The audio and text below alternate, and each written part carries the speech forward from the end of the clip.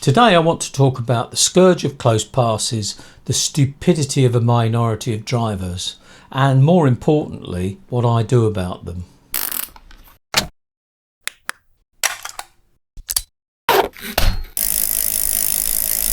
That stupidity is often the result of impatience or just plain ignorance of the law. Occasionally it can be a punishment pass for just having the audacity to cycle on their roads. This is such a shame, as I hear from many inexperienced bicycle riders that they are too afraid to ride on our roads. And bear in mind that if children could safely ride to and from school, there would be far fewer cars on the school run.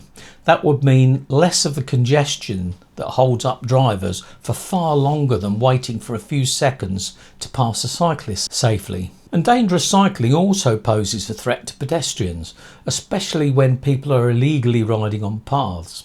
On a recent ride, when I stopped at a red traffic light, a teenager rode straight through the lights and called back to say, "You're a cyclist, mate, you don't need to stop at red lights." So good and bad in both, but a careless cyclist is likely to kill only themselves. It's a kind of natural selection, whereas a careless driver is likely to kill me. It's for this reason that I operate safety cameras on my bikes and report incidents to the police. So in this episode, I'll show you the cameras I use and, more importantly, the quality of the resulting footage. Cyclists get a lot of criticism for making reports against drivers, so it's important to note that cyclist reports amount to a very small percentage of overall dashcam reports. The vast majority are made by other drivers. Now personally, when I'm in my car, I wouldn't report another driver unless it was something that really endangered my life. But it's because of that danger to my life that I do report close passes. Now, of course, some may ask, why do you want to get someone into trouble? Well, firstly, they're getting themselves into trouble, not me.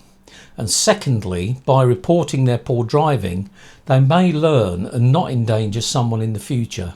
All I want is for the driver to be educated, as in most cases it's clearly not deliberate. Now recently a friend was out cycling with his children when he suffered a close pass on a blind bend from a taxi driver. He had video evidence that I saw and he wanted to report it, but he didn't want to be responsible for the driver possibly losing his taxi licence. Now while his empathy for the driver was admirable, I asked how he would feel if the same driver went on to kill a cyclist. Would he feel guilt that his report may have saved their life? Now both the cameras I use are by Chilli Tech. Now while I'll mention a few technical specs of the Chilli Tech cameras I use, this is by no means an advert for Chilli Tech. It just happens to be the ones I use.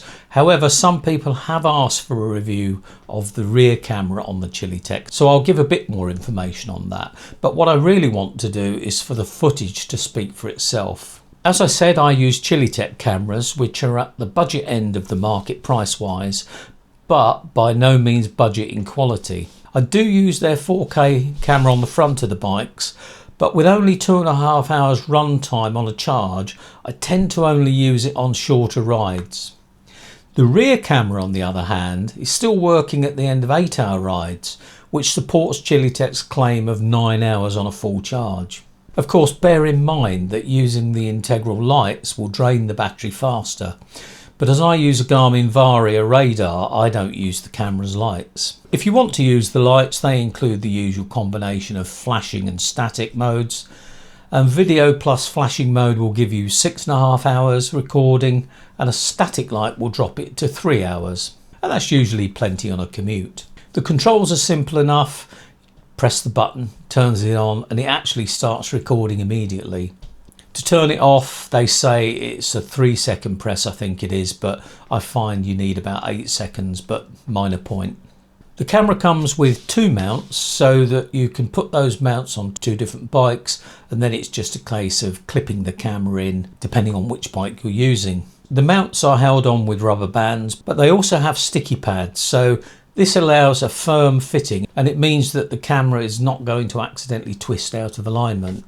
If you want to know more about the technical specs, then check out the Chilli Tech website. All I really want to know is the footage clear enough to show a number plate and how close the pass was. And you'll see the proof of that in the clips I'm going to show you. But before that, here are a few important points that really apply to any camera.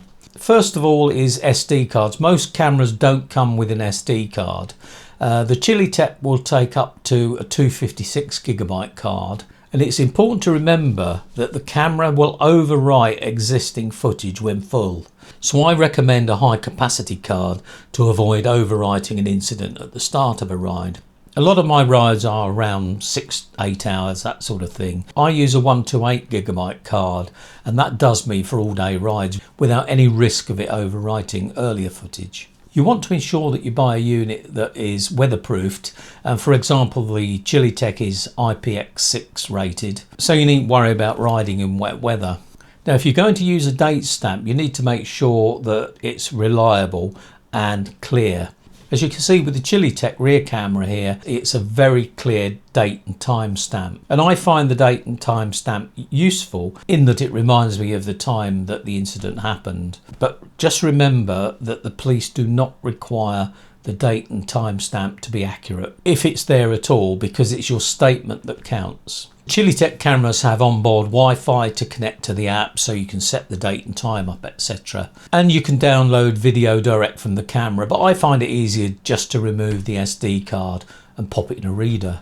It's also important to look at the format the camera records in. The Chilli Tech units record in MP4 format, so that means you can upload direct to most editors. Now, I find it best to upload to an editor so that you can move the footage frame by frame to get the best view of a number plate. But remember, under no circumstances alter the footage, as that could prejudice the case. And the other big mistake is to publish anything to social media before a case is concluded, as again, that could prejudice the case. Most units do have a microphone, and the Chilli Tech microphone is great, but I just turn this off as I've never needed any sound for a report.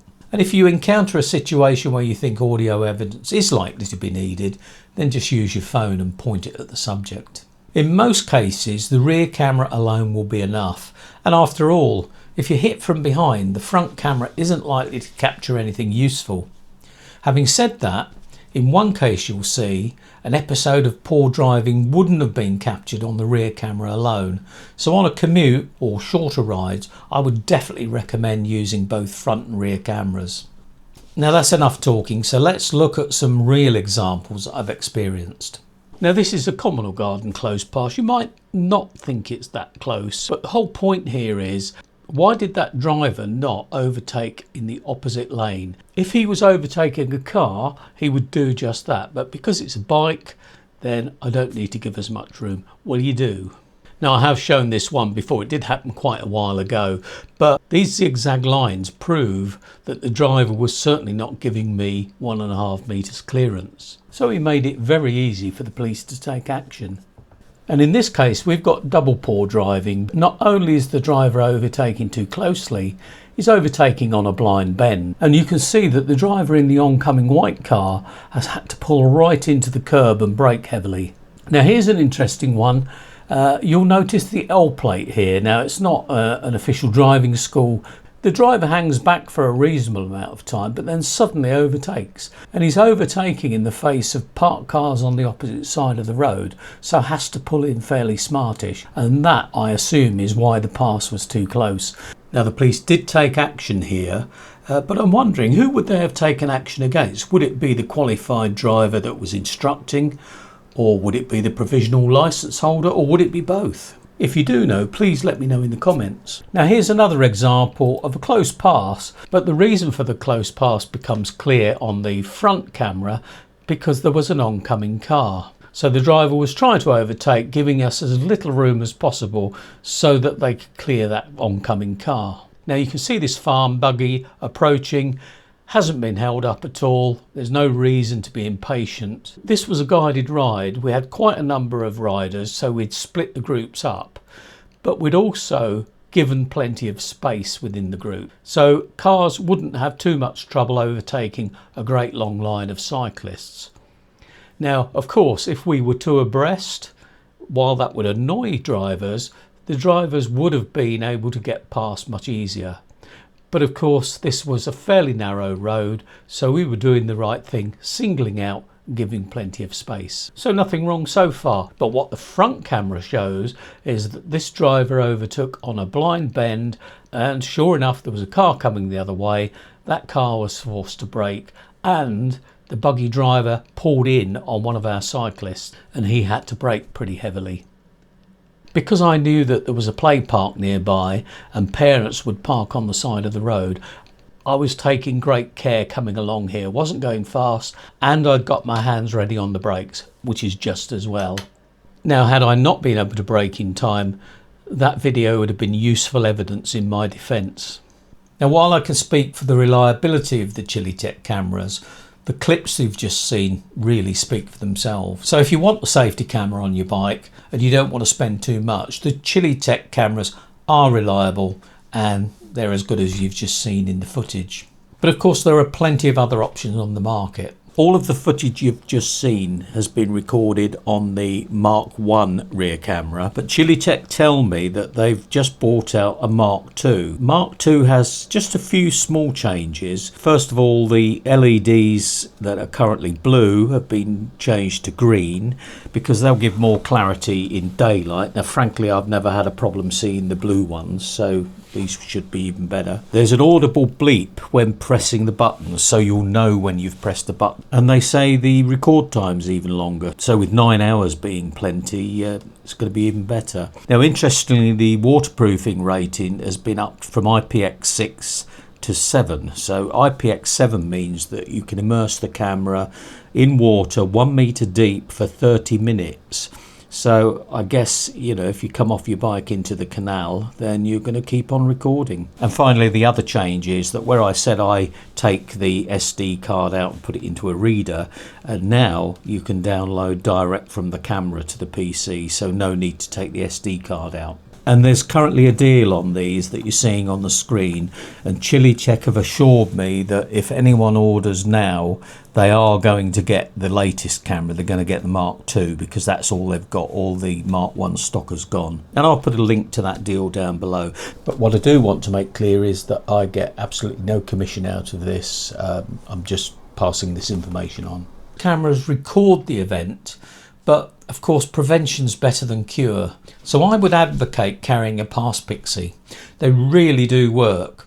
And in most of the cases you just saw, I'd either forgotten to take it with me, or it was the second or third car in a row. And it's interesting that you'll often get a very good pass from the first car who has indicated that they're passing you, and they'll pass wide. But it's often the case that the second or third driver isn't paying attention or hasn't noticed you, and they're the ones that commit the close pass. And they've even missed seeing the pass pixie.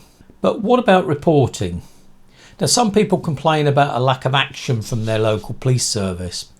My experience is that there is certainly inconsistency around the country, and I've reported to the police in several different counties: Bedfordshire, Lancashire, Leicestershire, Nottinghamshire, Lincolnshire, and they do vary in the quality of their service. However, in the main, they do react, and they do react quickly.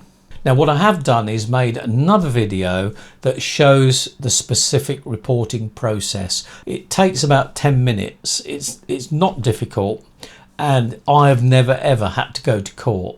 So if you're interested in making reports, I'll put a link at the end of this video and you can have a look at that episode.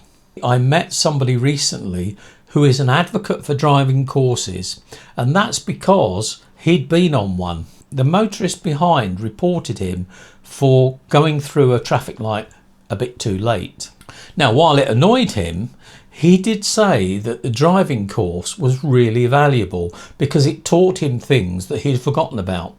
And like many of us, the last time he picked up the highway code was when he took his tests probably 40 years ago. So it's not all negative. Well, I hope you found that useful, and if you did, please give the video a like. If you didn't like it, give it a dislike. It doesn't matter to me at all. And if you did find it useful, please share it with somebody else that might be interested. And for those that subscribe, thank you very, very much. I do appreciate it. And for those that haven't done, please consider it. It is free. So until next time, please drive and ride safely, and I look forward to seeing you next time.